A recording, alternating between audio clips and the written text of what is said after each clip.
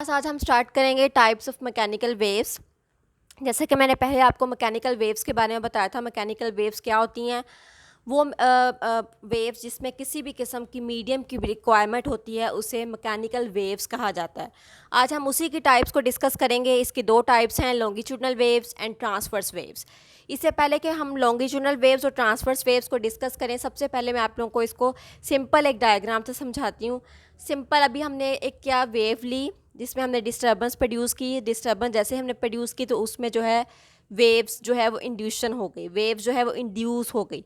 अब अगर हम लोग इसमें वेव्स में कोई हम लोग जो है जैसे हमने वेव्स प्रोड्यूस की हैं, यहाँ पे अगर हम लोग इसमें वेव्स में कोई हिंड्रेंस रख दें, कोई रुकावट रख दें, जैसे सपोज अगर हम लोग यहाँ पे कोई स्टोन रख दें या कोई कॉर्क रख दें और अगर जो है वो वेव्स के अकॉर्डिंगली जो है वो कॉर्क भी मूव करता जाए या स्टोन भी मूव करता जाए, तो इस केस में हम ये कहेंगे कि द डायरेक्शन ऑफ वेव जो है वो पैरेलल होगी। अगर जो है वो स्टोन जो है वो वेव के साथ साथ मूव करता जा रहा है तो इट मीन्स वो ये इंडिकेट कर रहा है कि डायरेक्शन ऑफ वेव जो है वो पैरेलल है।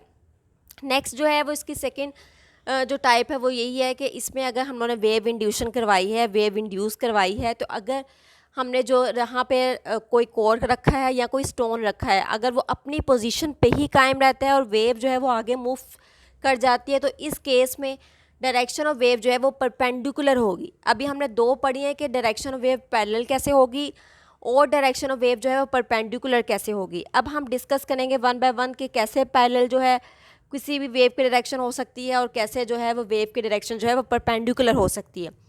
फर्स्ट वन जो है जैसे कि उसके पहले टाइप ही है लॉन्गिट्यूडनल वेव्स। फर्स्ट वन हम लॉन्गिट्यूडनल वेव्स को डिस्क्राइब करेंगे। लॉन्गिट्यूडनल वेव्स में आपको तीन बातों का आइडिया होना चाहिए। फर्स्ट वन इज़ डायरेक्शन, उसके डायरेक्शन के बारे में पता होना चाहिए। कंप्रेशन, कंप्रेशन के बारे में पता होना चाहिए। एंड रेयर फ्रैक्शंस, और रेयर फ्रैक्शंस के बारे में पता होना चाहिए।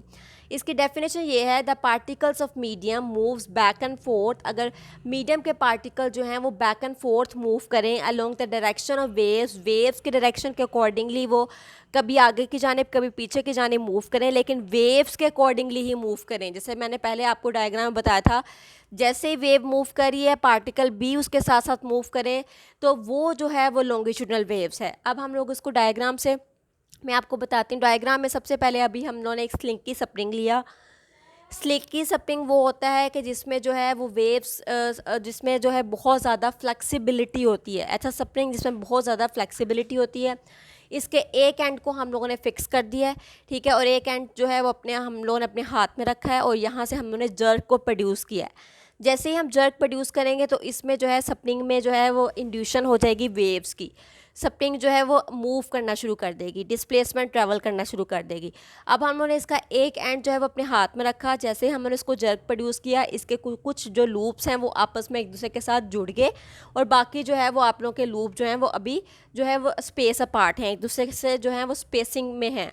उसके बाद जैसे अब अभी हमने मज़ीद उसको जर्क प्रोड्यूस किए हैं स्प्रिंग में, तो क्या होगा कि यहाँ पे जैसे क्लोजली पार्ट हैं, एक दूसरे के करीब करीब हैं, तो इसी तरह जो है ये क्लोजली पार्ट ये इंडिकेट कर रहा है कि यहाँ पे डायरेक्शन ऑफ वेव जो है इस पॉइंट पे है। फिर उसके बाद जो डायरेक्शन ऑफ वेव यहाँ पे चली जाएगी, फिर आगे मूव करेगी एंड सो ऑन, इसी तरह मूव करती जाएगी। इसी तरह ये डायरेक्शन ऑफ वेव जैसे मूव करती जाएगी वैसे ही जो है वो पार्टिकल्स भी वेव्स के अकॉर्डिंगली ही मूव करते चले जाएंगे।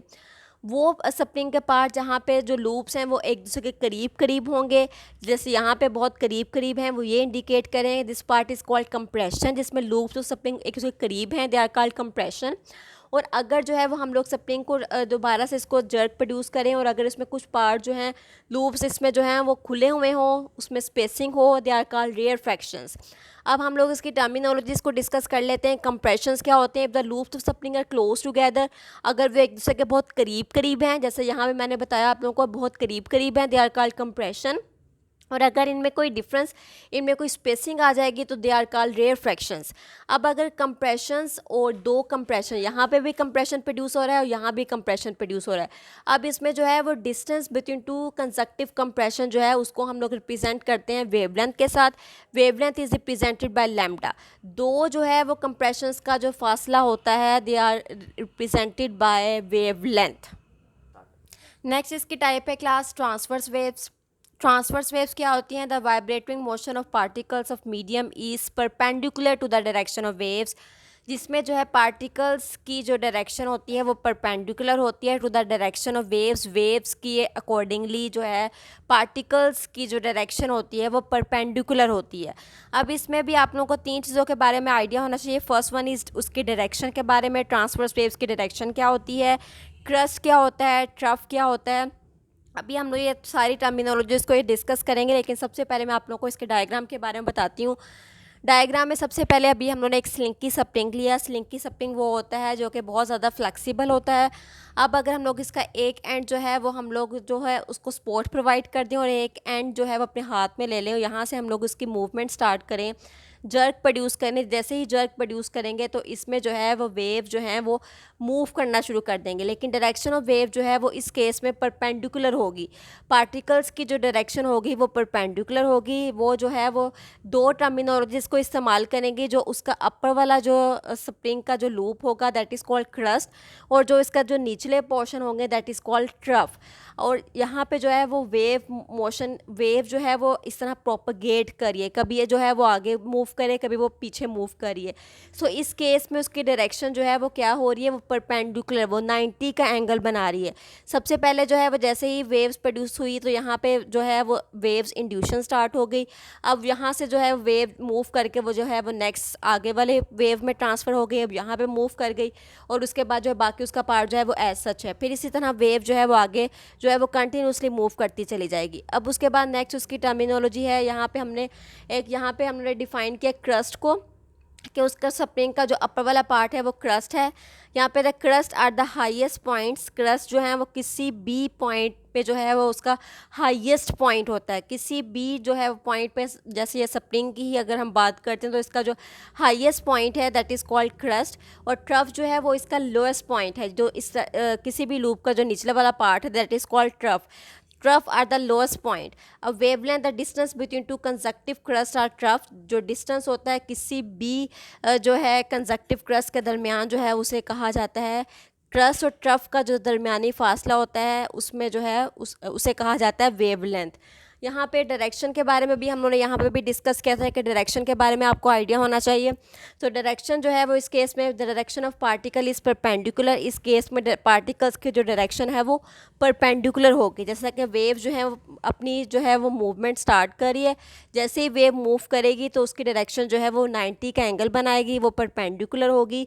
सो इस केस में हमने ये डिस्कस किया है कि डायरेक्शन ऑफ पार्टिकल जो है वो परपेंडिकुलर होगी। उससे पहले वाली जो वेव थी that is called longitudinal wave, उसमें डायरेक्शन ऑफ पार्टिकल जो थी वो पैरेलल थी। यही हमारा टॉपिक था कि इसमें हम लोगों ने एक्सप्लेन करना था कि किस तरह जो है वो direction of particle of wave जो है वो पैरेलल होती है और किस तरह जो है वो परपेंडिकुलर होती है। Our next topic is wave as a carrier of energy. Wave जो है वो एनर्जी को कैसे ले जाती है। कैरियर मतलब एक जगह से दूसरी जगह कैसे ट्रांसमिटेड कर देती है, कैसे ट्रांसफ़र कर देती है। सबसे पहले वेव्स की डेफिनेशन आपको पता होना चाहिए। वेव्स की डेफिनेशन हमने पहले भी डिस्कस की थी, मैं दोबारा से इसको रिपीट कर रही हूँ। वेव जो है it is the disturbance in the medium, या किसी भी मीडियम में डिस्टर्बेंस होती है विच कॉजेज, जो सबब बनती है the particles of medium, medium के पार्टिकल्स का टू अंडरगो वाइब्रेटिंग मोशन, के पार्टिकल जो हैं वो वाइब्रेटिंग मोशन करें अबाउट देयर मीन पोजीशन, अपनी मीन पोजीशन के जानिब जो है पार्टिकल जो है वो वाइब्रेटिंग मोशन करें। अब इसमें जो है वेव्स में एनर्जी कैसे ट्रांसफ़र होती है। Energy can be transferred from one place to another. Energy जो है वो ट्रांसफ़र हो जाती है एक जगह से दूसरी जगह।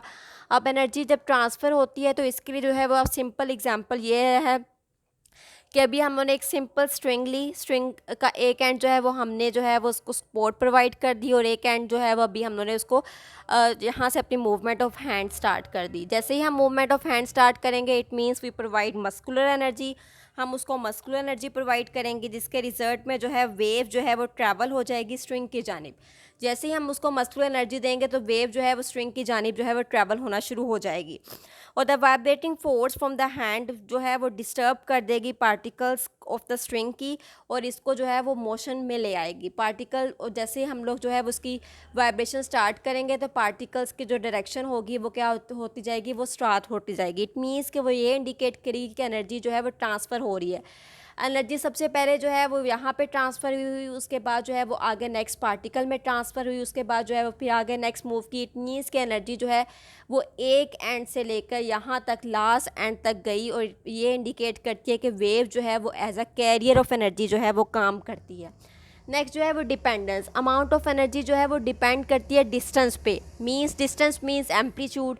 If we shake the string, अगर हम लोग स्ट्रिंग को जो है वो जो शेक करेंगे, उसको जर्क प्रोड्यूस करेंगे, जितना ज़्यादा आप ज़ोर से उसमें जर्क प्रोड्यूस करेंगे उतनी ज़्यादा एनर्जी जो है इट मीन्स आप लोग उसको प्रोवाइड कर रहे हैं, उतना वो तेज़ी से जो है वो एनर्जी जो है वो अपने लास्ट एंड तक लेकर जाएगी। इसकी सेकेंड एग्जाम्पल ये कि अगर हम लोग एक पॉन्ड लें, पॉन्ड के अंदर जो है वो वाटर फिलिंग होती है, जैसे ही उसमें वाटर को जब हम फिल करते हैं तो अगर हम लोग उसमें स्टोन फेंक दें तो स्टोन जैसे ही फेंकेंगे तो इसमें पानी में जो है वेव्स प्रोड्यूस होती चली जाएंगी।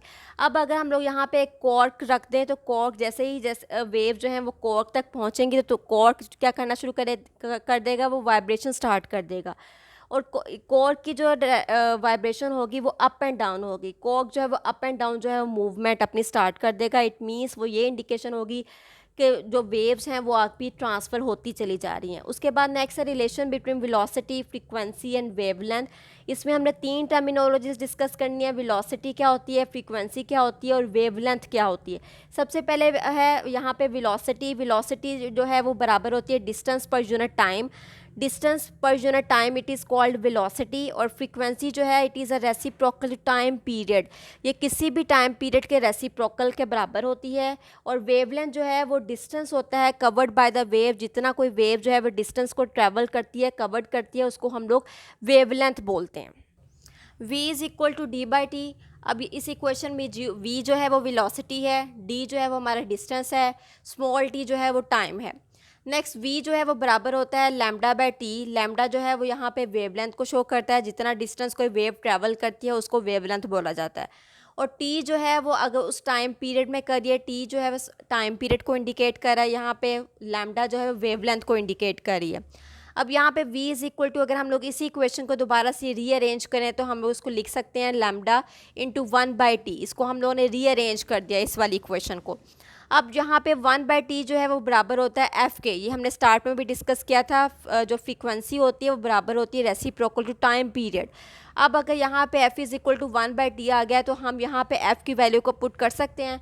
यहाँ पे if we put the value of 4 in equation number 3 तो हमारे पास आ जाएगा v is equal to f lambda. It means कि अभी हम लोगों ने इस पूरी इक्वेशन में ये डिस्कस किया है कि रिलेशन क्या होता है वेलोसिटी का, फ्रीक्वेंसी का, वेवलेंथ का, इन सब का जो है वो आपस में रिलेशन क्या होता है। और यहाँ पे हमने प्रूफ कर दिया है कि इन सब का आपस में रिलेशन है वेलोसिटी का, फ्रीक्वेंसी का और वेवलेंथ का। v is equal to f lambda. इसके ज़रिए जो है वो हम मुख्तलिफ़ किस्म के न्यूमेरिकल्स को सॉल्व कर सकते हैं कि अगर हमें फ्रीक्वेंसी की वैल्यू दे दी जाए और वेवलेंथ की वैल्यू जो है वो दे दी जाए, हम उससे वेलोसिटी को फाइंड आउट कर सकते हैं। अगर कोई इन तीनों में से कोई एक वैल्यू दे दी जाए, कोई 2 वैल्यू दे दी जाए और एक वैल्यू जो है वो हम लोग इजीली जो है फाइंड आउट कर सकते हैं। ये हमारा टॉपिक है जिसमें हमने रिलेशन पढ़ा है वेलोसिटी का, वेवलेंथ का और फ्रीक्वेंसी का।